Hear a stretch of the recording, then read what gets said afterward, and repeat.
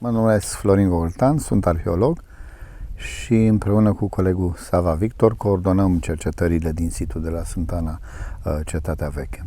Ce e fortificația? E o așezare, să zicem așa, o așezare de la finalul epocii bronzului, deci așa să vedem cât de cât cronologic, undeva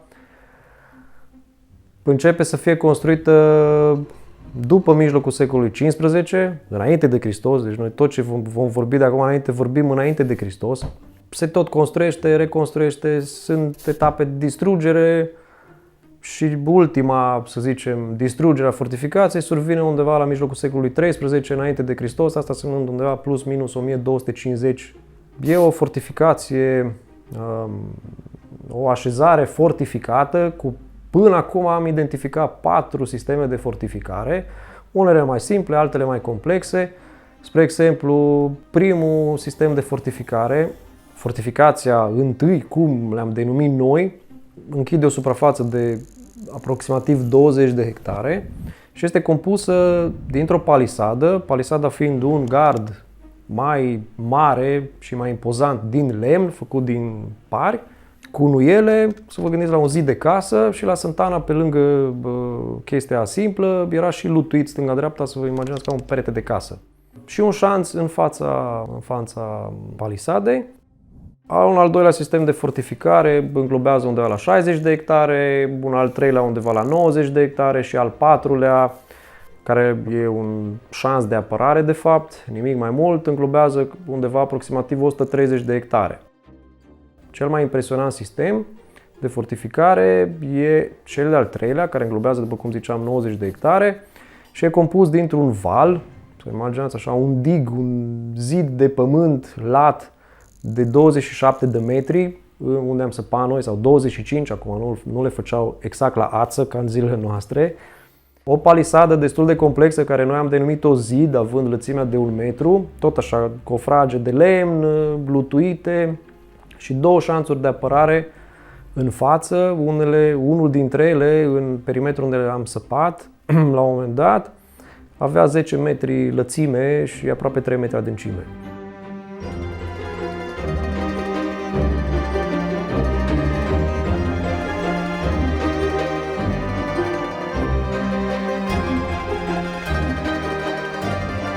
În interiorul fortificației se găsesc clădiri, avem posibile monumente funerare, avem niște mici așezări în jurul fortificației. În mare parte cam asta e fortificația de la Sântana.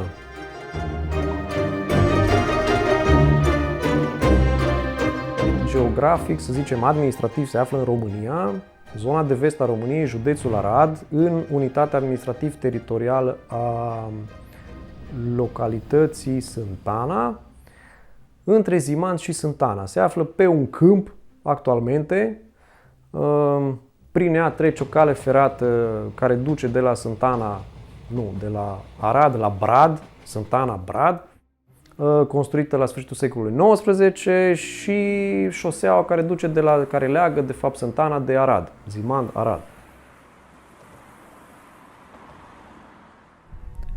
Ne aflăm în fața uneia dintre cele mai mari fortificații din preistoria Europei, o fortificație care a fost ridicată într-un timp foarte scurt, ceea ce implică un număr considerabil de persoane, implică o personalitate care a putut să gestioneze și să dea un imbold acestei munci de a ridica o fortificație imensă. Cred că, nu mă prea pricep eu la fotbal, da. Cred că vreo 13 stadioane de fotbal. Cam așa ar fi, pentru ca lumea să înțeleagă dimensiunea impresionantă a acestei lucrări. Într-un interviu îmi spuneam că,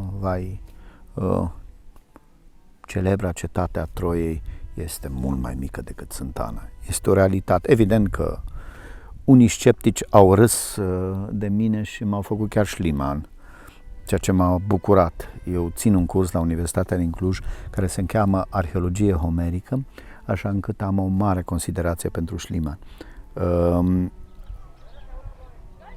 Într-adevăr, cetatea asta a noastră de la Sântana este mult mai mare decât cetatea de la Troia. Numai bogăția locului a dus la posibilitatea de a ridica o astfel de construcție.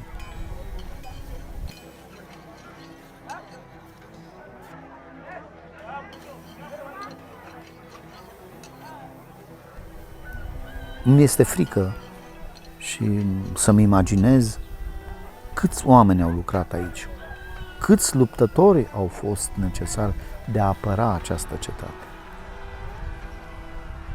Această cetate a fost cucerită, a avut un destin trist, la fel ca și Troia. De asta îmi face plăcere totdeauna să amintesc de Troia, pentru că Troia reprezintă prima poveste pe care o știm despre o cetate a epocii bronzului, în care s-a iubit, s-a trăit și s-a suferit.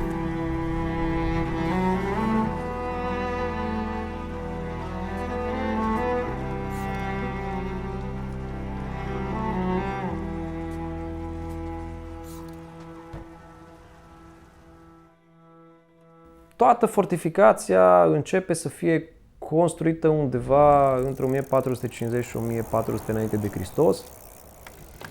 Inițial aveam impresia că fortificația începe să fie construită în etape. Prima fortificație, prima construită, a doua, a treia, a patra, deci un sistem din ăsta evolutiv, așa, logic, foarte coerent. Din datele pe care le avem deocamdată la dispoziție, posibil ca viitorul să ne confirme sau să ne infirme ce zicem noi acum, dar cam toată fortificația a început să fie construită în același timp.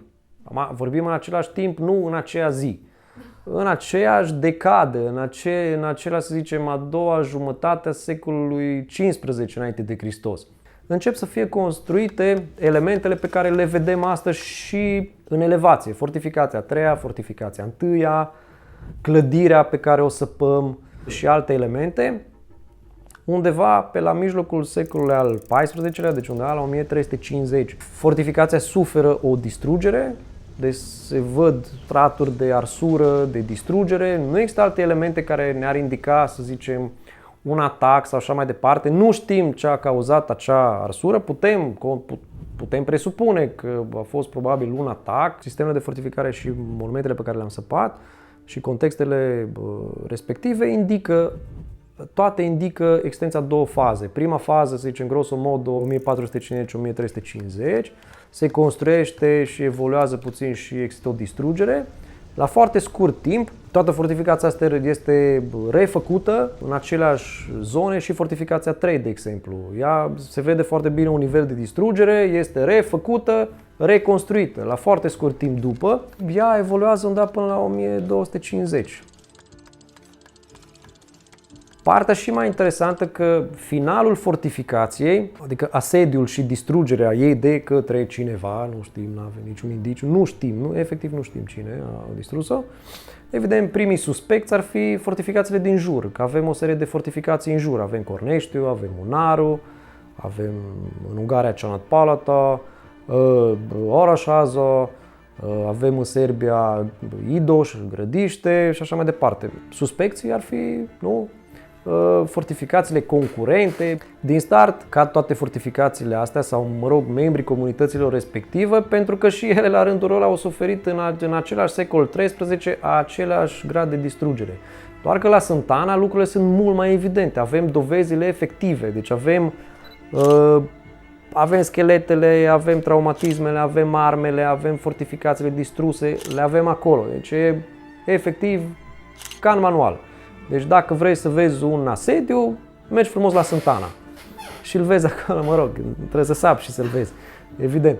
La mijlocul secolului XIII, cel puțin unde avem date radiocarbon, la Cornești, și fortificația la Cornești suferă exact aceeași distrugere, și la Grădiște Idoș, tot în secolul XIII, există aceeași distrugere. Așa că cineva a venit, i-a asediat, a distrus întreaga civilizație, întreaga societate a megasiturilor din zona Mureșului de jos.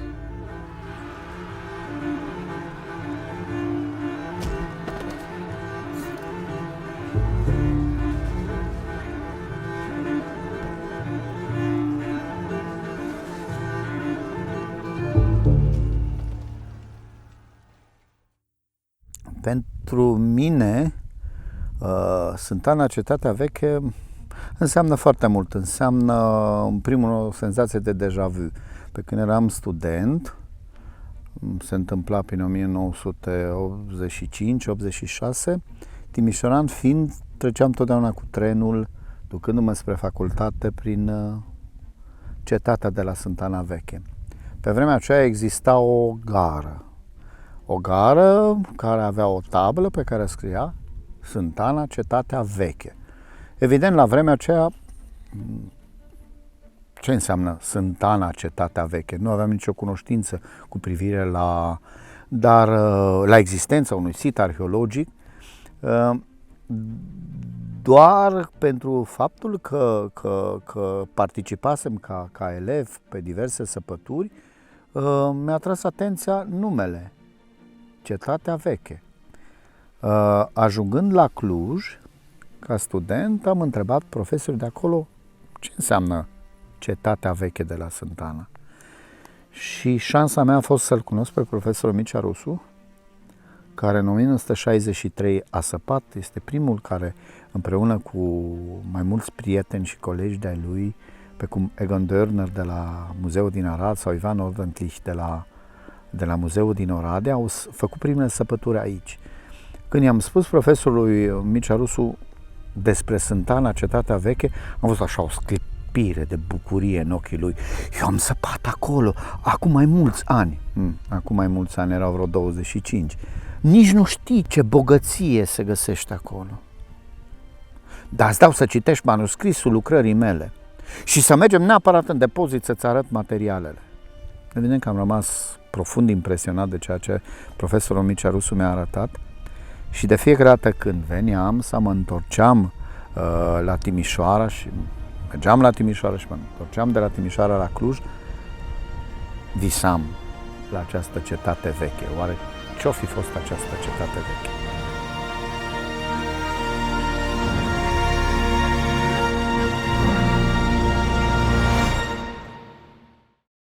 Fiind atât de impresionantă, primii ingineri topografi Habsburgi le-a sărit în ochi în peisaj.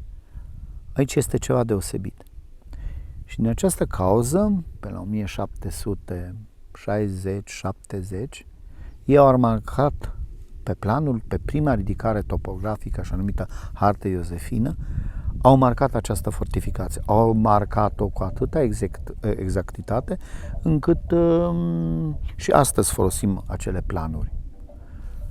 Iubitorii de istorie au ajuns la fața locului și văzând aceste impresionante valuri de pământ, și-au imaginat că aici avarii au avut una dintre capitalele lor.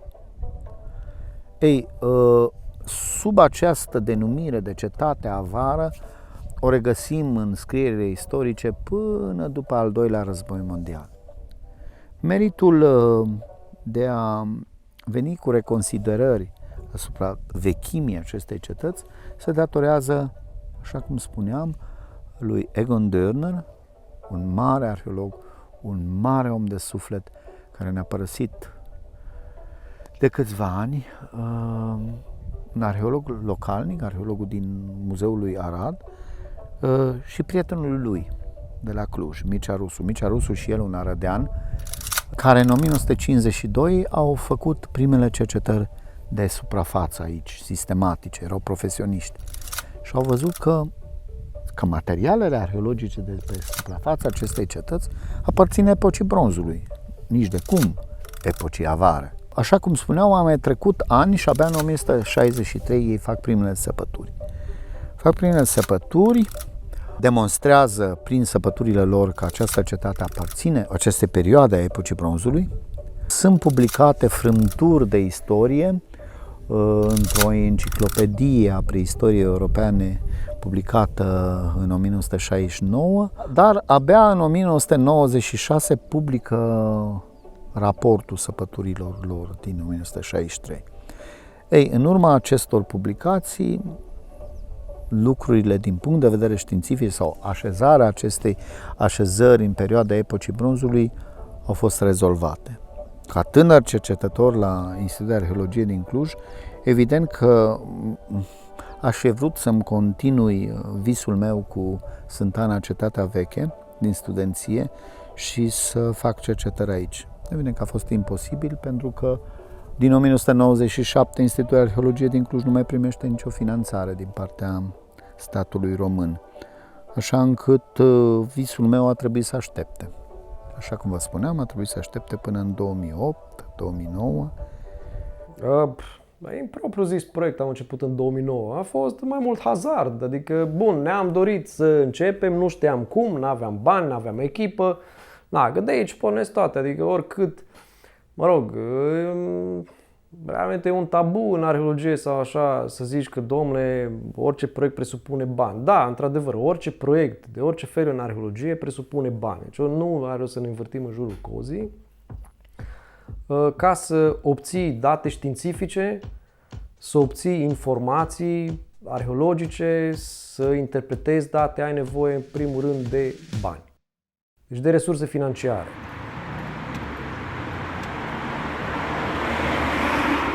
Absolut tot, până la urmă, se cuantifică în bani.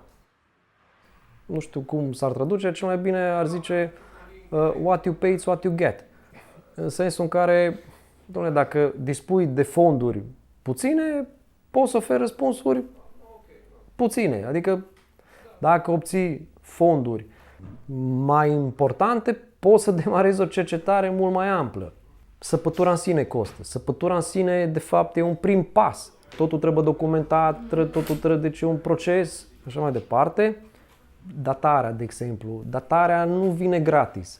Adică datarea unui context costă, analizele pe metal costă, analizele pe ceramică costă, ai nevoie de o echipă, ai nevoie de studenți, masteranți, doctoranți, trebuie să-i duci, trebuie să-i cazezi, trebuie să le dai de mâncare, le dai subiecte la licență, la masterat, la doctorat. Deci și așa se construiește un proiect. Adică sunt efectiv proiecte, ok, aplici la un proiect, l-ai prins, ai săpat, se încheie proiectul, nu mai ai finanțare. Deci un proiect, cum să zic, e o chestie evolutivă în sine. Adică, că partea asta cu finanțarea și obținerea de fonduri sau așa mai departe, tot timpul rămâne cumva așa în umbră, dar fără ea nu se întâmplă nimic. Ai finanțare, ai echipă. N-ai finanțare, n-ai echipă. Singur n-ai cum să sapi. N-ai cum să interpretezi rezultatele respective, pentru că săpăturile în sine creează o bază de date enormă. Și atunci ea trebuie studiată. Deci baza aia de date trebuie interpretată, interogată.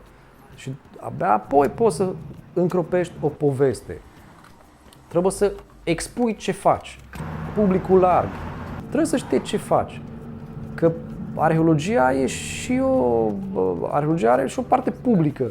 Adică rezultatele nu rămân la mine, nu sunt ale mele, sunt ale instituției, sunt ale instituțiilor în care noi activăm și așa mai departe și sunt ale omenirii, deci sunt ale celor interesați. Nu rămân la noi în cap. Noi mergem la conferințe, publicăm articole științifice, publicăm articole de mediatizare. Publicul, evident, vede doar munca de teren, că e cea mai interesantă, normal, că ne plouă, ne ninge, ne bate soarele. Dar înainte de aia și după aia e o muncă infinit mai mare și mult mai anostă, evident. E mult mai interesant când găsești efectiv artefactele și contextele. Dar arheologia e o știință și necesită niște timpi, necesită, ca să înțelegi tot contextul, ai nevoie să stai la birou, stai în fața calculatorului, citești, că n-ai descoperit apa caldă, trebuie să știi ce fac și ceilalți colegi, trebuie să știi ce publică ceilalți colegi, trebuie să fii tot timpul la zi cu literatura științifică, trebuie să scrii rapoartele,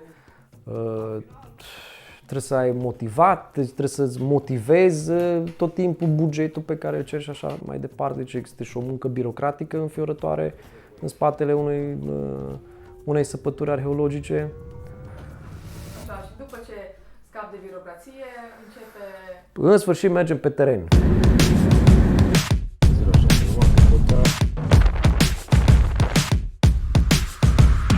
Și dacă avem noroc, nu plouă în prima zi.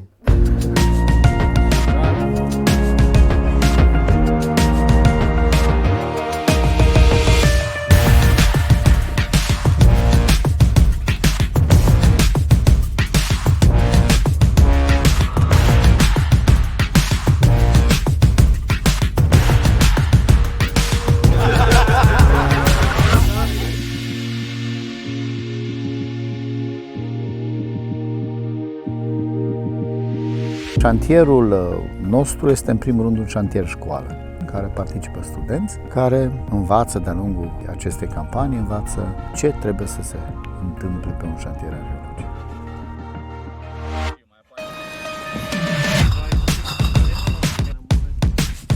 Victorie! Amala!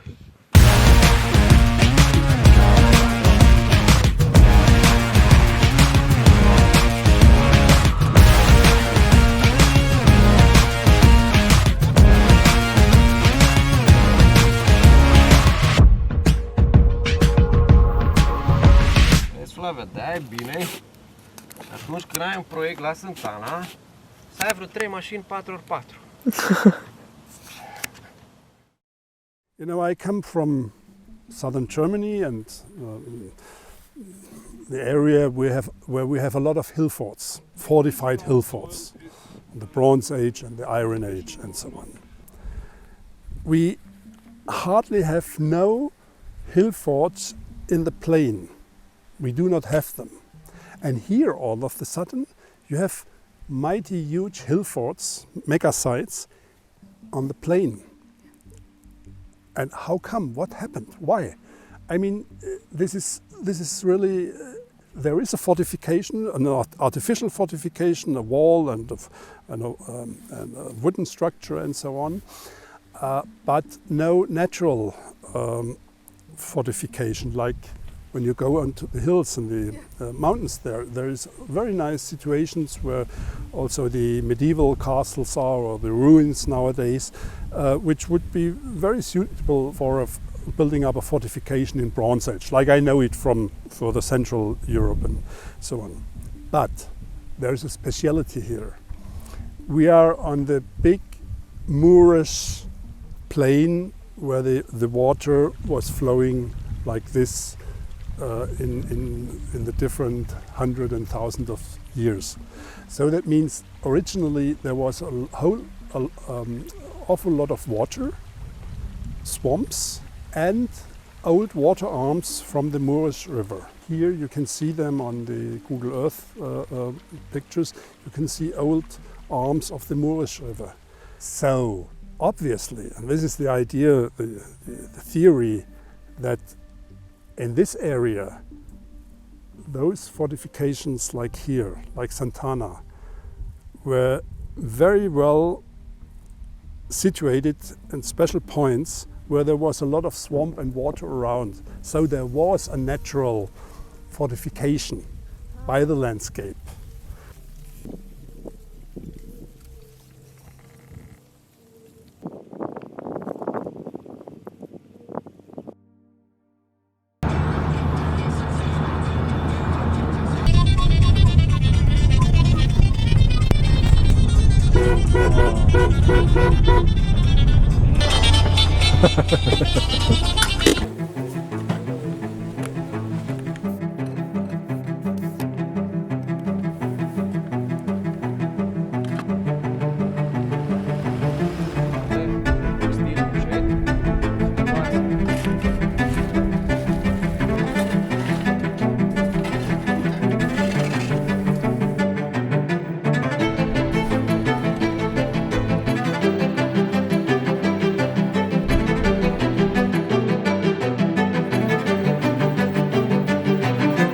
Până în 2018 au fost efectuate o serie de cercetări non-intruzive, mici sondaje stratigrafice, care au fost limitate fără îndoială datorită lipsei de finanțare și au fost scrise câteva articole științifice pentru a pune la dispoziția cercetătorilor și a publicului larg descoperirile pe care noi le-am făcut și arheologii din anii 60 și am publicat și descoperirile întâmplătoare. Am vrut efectiv să semnalizăm apariția pe scena arheologică a anilor 2000 a unui obiectiv important. Și până în 2018 am încercat să strângem finanțare, să cooptăm colegi și așa mai departe. În 2018 am început efectiv un nou proiect, de fapt în cadrul noului proiect, care până în 2018 nu era chiar un proiect, să abordăm lucrurile cam cum ne doream, adică la o scară mult mai mare. Și am început printr-o măsurătoare magnetometrică de 102 hectare, care evident ne-a schimbat total perspectiva asupra fortificației. Am văzut efectiv fortificațiile, am văzut unde sunt structurile sau clădirile, cât de intensă e locuirea sau așa mai departe. Am efectuat o scanare LIDAR pe 850 de hectare, deci am văzut efectiv conformația terenului.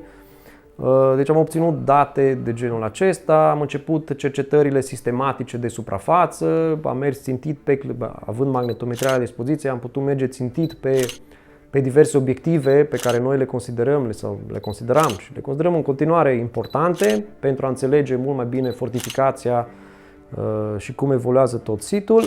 Am colectat o serie de date la scară mult mai mare, adică infinit mult mai mare față de posibilitățile noastre de până atunci.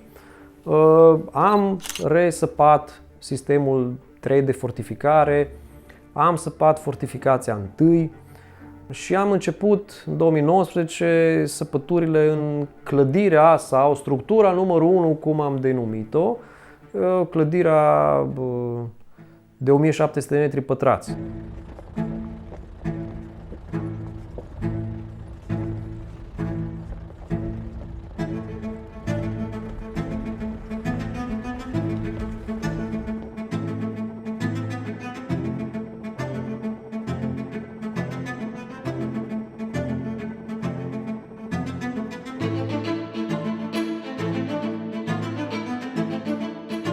Fiind cea mai mare clădire de la Santana, am vrut să vedem ce-i cu ea. Am împărțit toată suprafața construcției în 100 de griduri. Gridurile astea sunt niște dreptunghiuri de 7 metri pe 5 metri. Până în prezent am săpat 4 din ele. Din start, analizând măsurătorile geofizice, ne-am putut da seama că de fapt nu e o clădire. Sunt mai multe clădiri suprapuse sau înglobate sau așa mai departe. Magnetometria ne oferă niște răspunsuri plane, deci ne oferă un plan.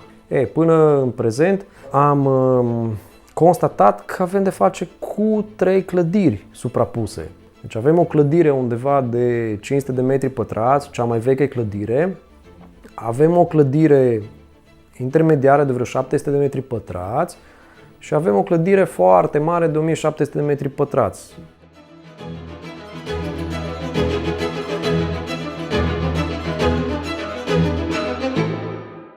Din cât ne-am putut da seama, a fost utilizată destul de mult. Avem podele frumos din lemn, avem pari triunghiulari, deci toată construcția e ridicată pe un schelet de pari triunghiulari. Parii sau coloanele respective pe care întreaga clădire a fost construită erau în elevație lutuiți, deci înveliți, nu era lăsat lemnul în aer liber, era efectiv învelit într-un lut.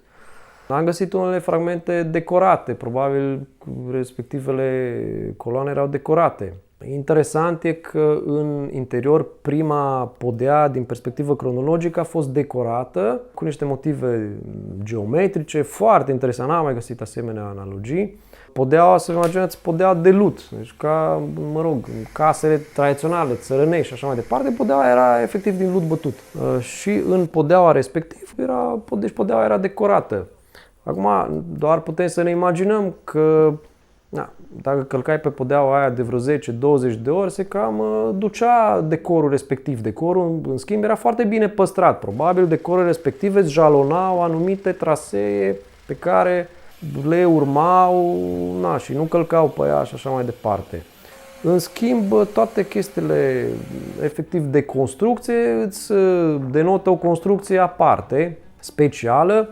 În schimb, ce am găsit în interior ne arată că a fost utilizată ca absolut orice clădire. După ce clădirea mică a fost ars, a fost acoperită cu un strat de lut negru, a fost construită o altă clădire, cea de 700 de metri pătrați, la rândul ei și ea a fost distrusă, nu a fost arsă, a fost dezafectată într-un fel.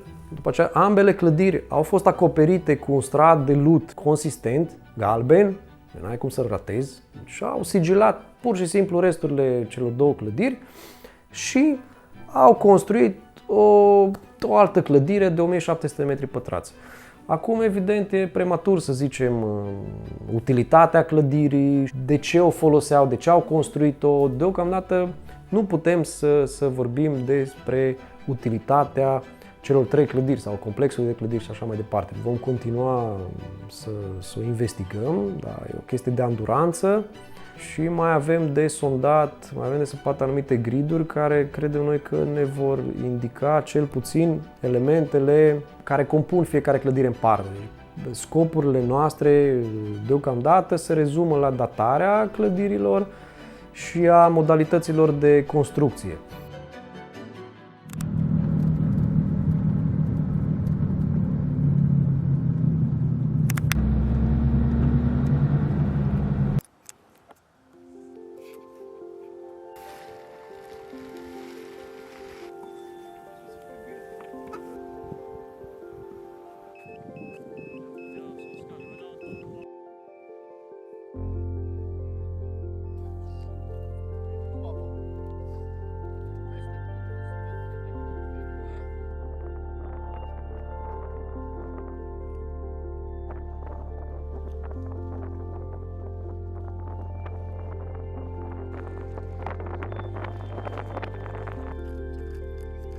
I am Kirsten Scheinberger and I'm a student in Frankfurt, Goethe-Universität, for prehistoric archaeology. I studied the animal bones from last year's excavation in the house structure 1, how we call it, inside of the first fortification.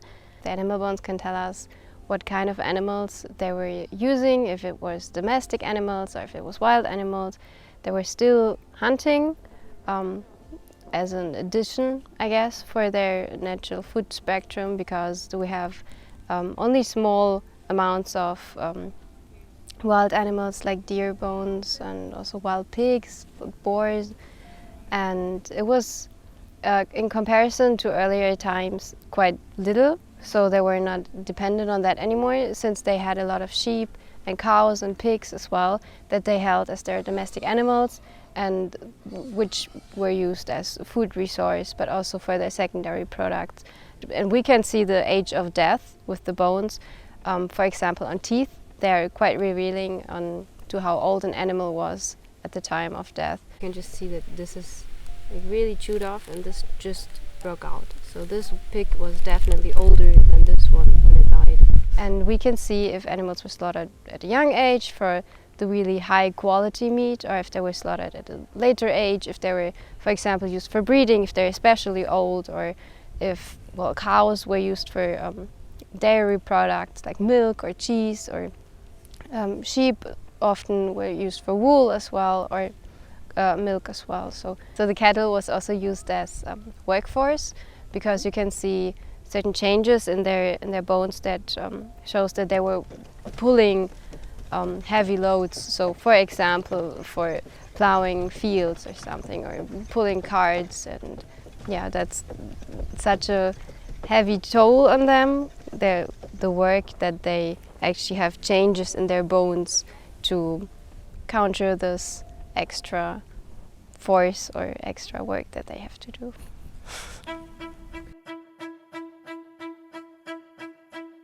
În colțul sud-estic al fortificației, între fortificația 3 și a 4, se află o movilă foarte mare, super vizibilă, vezi cu ochiul liber, are 100 de metri pe 100 de metri în diametru, aproape 3 metri jumate înălțime, n-ai cum să o ratezi.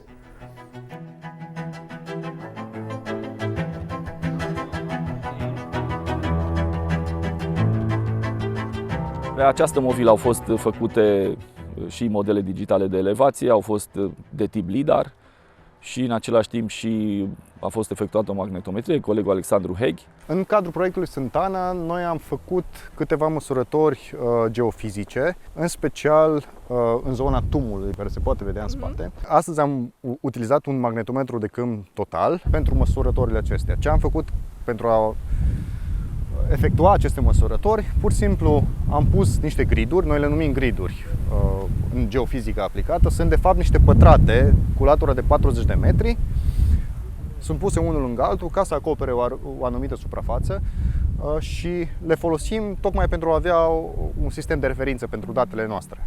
Pur și simplu am întins două rulete, una dintr-un capăt în celălalt, două rulete paralele de fapt,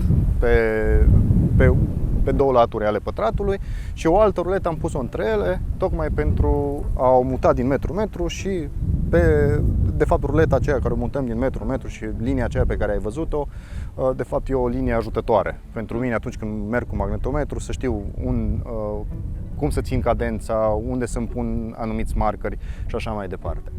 Toate gridurile acestea sunt georeferențiate și după ce procesăm datele vor fi suprapuse peste gridurile acestea referențiate și atunci dacă arheologii vor dori să sape undeva, noi vedem că există o anomalie în zona centrală a movilei sau în partea laterală, putem să spunem arheologului, uite, acestea sunt coordonatele pentru anomalia aceea, dacă dorești să faci o săpătură acolo, atunci când vei săpa vei găsi asta.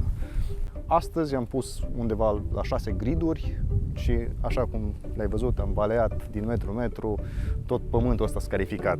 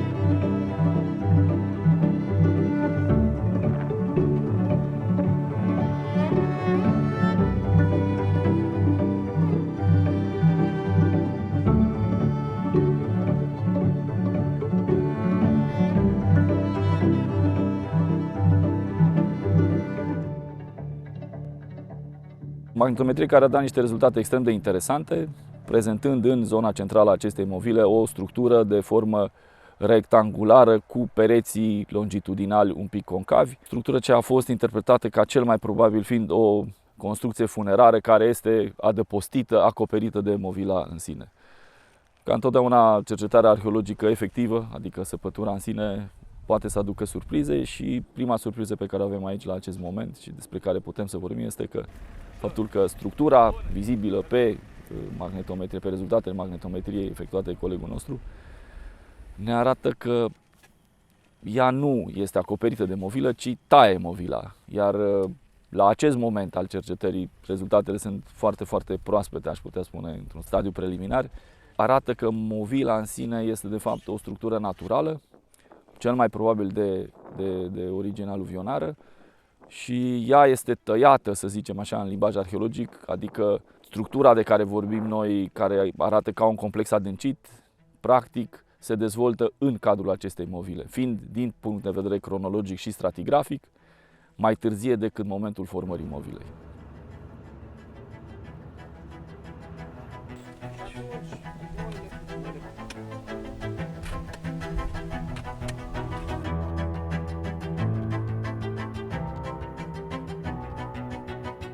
Foarte la început, încă nu ne putem exprima extrem de tranșant în ceea ce privește caracterul acestei structuri, complex arheologic, în sensul în care nu putem să spunem dacă este un complex civil sau funerar.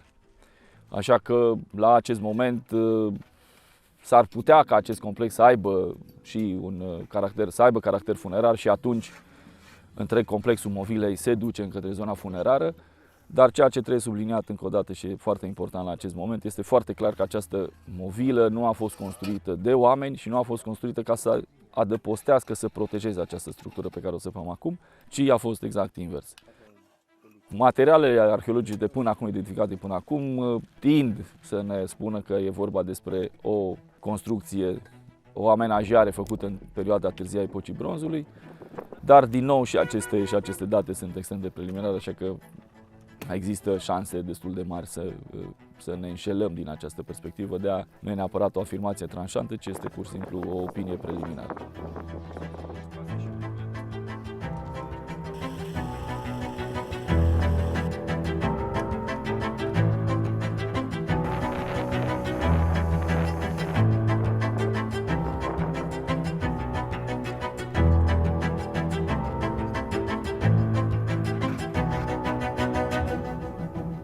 să vă imaginați o movilă în care s-a săpat o groapă și în care s-a construit o clădire. Deci avem o clădire într-o groapă, într-o movilă. Din 10.000 de metri pătrați aproximativ cât are toată movila, noi am săpat abia 100 de metri pătrați. Noi am găsit chiar colțul nord-estic. Asta ne-am propus, să vedem dacă magnetometria în primul rând și să obținem niște date despre movilă în sine și despre anomalia respectivă.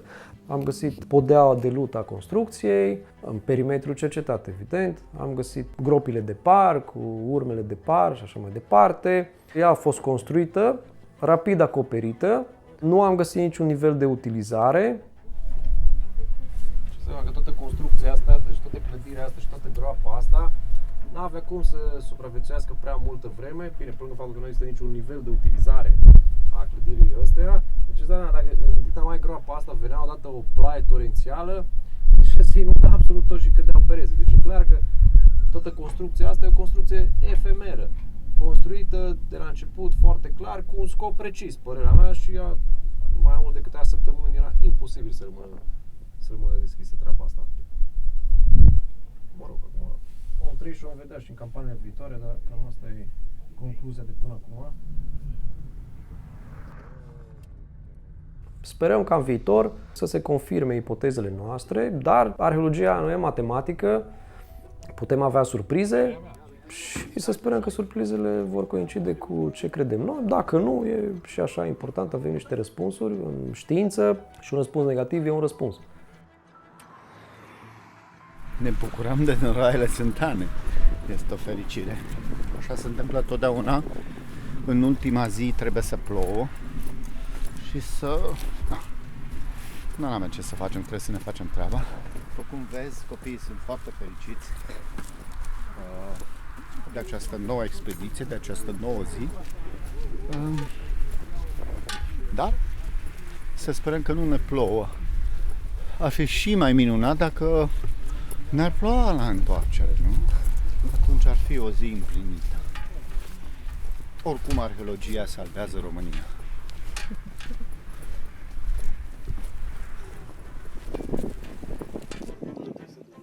Credem că în următorii 10 ani, dacă acest proiect va continua, vom avea o mult mai clară imagine cronologică, adică evoluție. Noi știm când începe, cam când se termină, dar acum trebuie să construim ce se întâmplă în timpul funcționării fortificației. De fapt, cercetarea noastră e abia la început. Toată epoca târzia bronzului din zona aceasta a fost aproape necunoscută până acum 10-15 ani. Echipa noastră și celelalte echipe care cercetează fortificația asta de mari dimensiuni, de fapt, reconstruiesc istoria epocii târzia bronzului. Deci e o civilizație nouă apărută pe harta arheologică. Treptat, autoritățile locale au înțeles valoarea acestei descoperiri, ne-au urmărit ani de zile dacă într-adevăr facem ceva pe acest sit și au căpătat încredere în noi. Astăzi ne aflăm într-o situație fericită, cred că una dintre cele mai fericite situații din România, în care avem un sprijin fantastic din partea autorităților locale, mă refer la primăria din Sântana și, bineînțeles, mă refer la Complexul Muzeal Arad, care astăzi ne acordă un suport financiar deosebit, de invidiat pentru ce înseamnă arheologia românească. Acești oameni de bună credință au înțeles ceea ce facem noi aici, au înțeles că putem oferi comunității locale și comunității mai departe europene o istorie trecută fantastică.